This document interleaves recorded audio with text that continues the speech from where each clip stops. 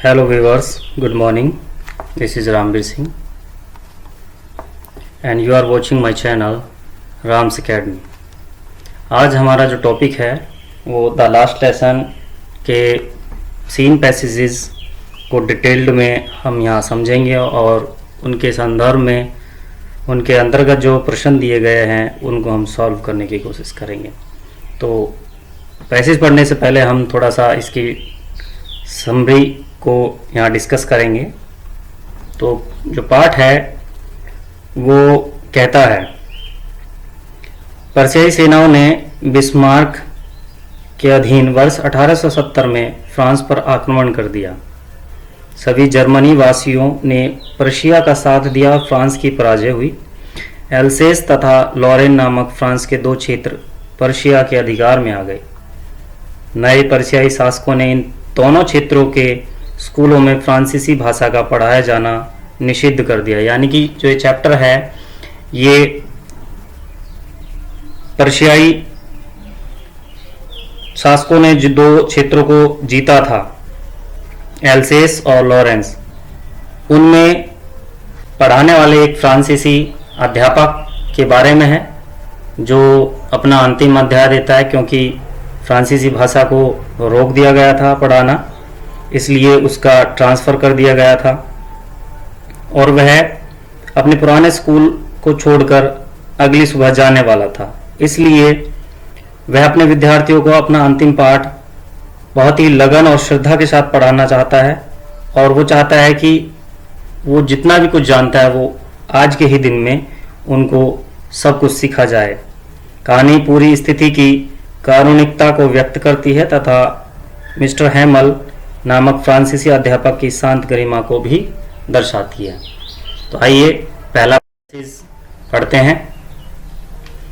I started for school very late that morning and was in great dread of scolding, especially because Mr. Hamel had said that he would question us on participles and I did not know the first word about them. उस सुबह मैं school के लिए बहुत देर से चला। I started for school, मैं शुरू हुआ स्कूल के लिए वेरी लेट, बहुत देरी से, दैट मॉर्निंग, उस सुबह। तो उस सुबह मैं स्कूल के लिए देरी से निकला and was in great dread of scolding, और मुझे डांट पड़ने का बहुत डर लग रहा था। स्पेशली मुख्य रूप से, विशेष रूप से, इसलिए because mister हैमल had said that, mister हैमल ने कहा था कि ही वुड क्वेश्चन अस, कि वो हमसे प्रश्न पूछेंगे ऑन पार्टिसिपल्स, कृदंतों के संबंध में, and I did not know the first word about them, और मैं उनके बारे में एक भी शब्द नहीं जानता था। फॉर ए मोमेंट, एक पल के लिए, I thought of running away, मैंने वहां से भाग जाने के बारे में सोचा, यानी कि मेरे मन में विचार आया कि मैं वहां से भाग जाऊं। And spending the day out of doors, और पूरा दिन बाहर ही गुजार दूं।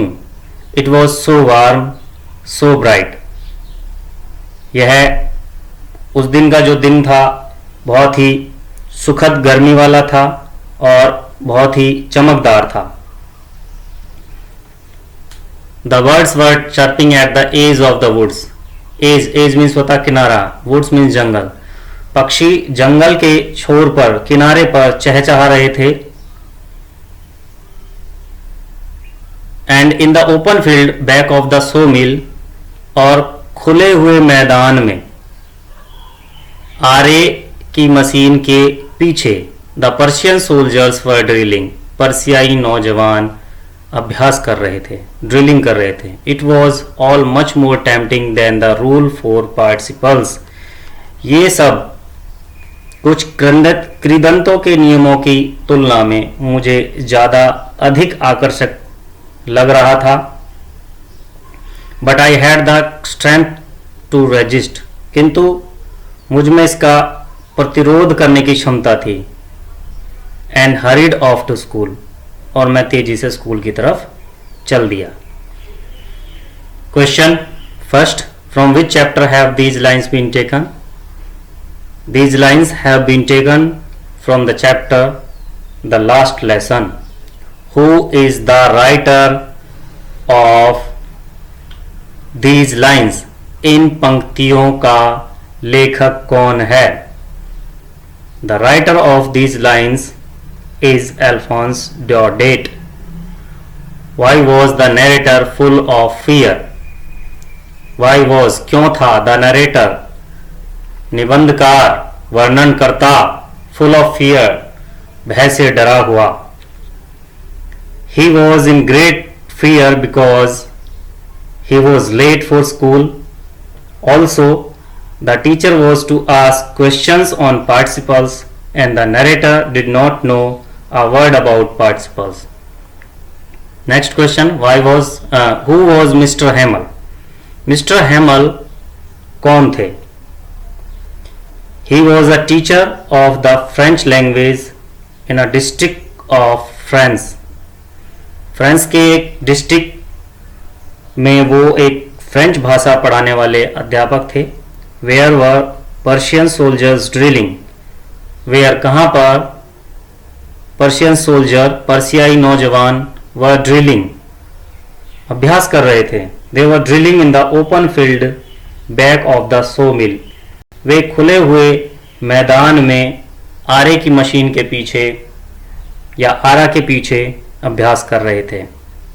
Next passage. Then as I hurried by as fast as I could go. तब, देन मीन्स तब, एज आई हरिड जितनी जल्दी मैं वहां से चल सकता था, गुजर सकता था. एज आई कुड गो मैं उतनी तेजी से निकल गया. द ब्लैक स्मिथ वॉचटर लोहार वॉचटर हु वॉज देयर जो वहां था विद हिज अप्रेंटिस अपने प्रशिक्षु या अपने शागिर्द के साथ रीडिंग द बुलेटिन और बुलेटिन पढ़ रहा था, अखबार पढ़ रहा था, समाचार पत्र पढ़ रहा था. कॉल्ड आफ्टर मी उसने मुझे पीछे से पुकारा. डोंट गो सो फास्ट बब इतनी तेज मत जाओ लड़के. Bub means baby. You'll get to your school in plenty of time तुम बहुत समय रहते स्कूल पहुंच जाओगे. तुम पर्याप्त समय में स्कूल पहुंच जाओगे. आई थॉट मैंने सोचा. He was making fun of me कि वो मेरा मजाक उड़ा रहा है. मेक फन ऑफ समबडी किसी का मजाक उड़ाना. एंड रीच्ड और पहुंच गया mister हेमल्स little garden mister Hemal के छोटे से बगीचे तक. ऑल आउट ऑफ ब्रीथ पूरा हांफता हुआ. First question. Name the lesson and the writer. The name of the lesson is the last lesson and the name of the writer is Alphonse Daudet. Who was Wooster? Wooster was a blacksmith. Wooster एक लोहार था. What was Wooster doing? Wooster क्या कर रहा था? He was reading the bulletin. वह समाचार पत्र पढ़ रहा था. Who was standing with Wooster? Wooster के साथ और कौन खड़ा था? Wooster's apprentice was standing with him. Wooster का शागिर्द उसके साथ खड़ा था.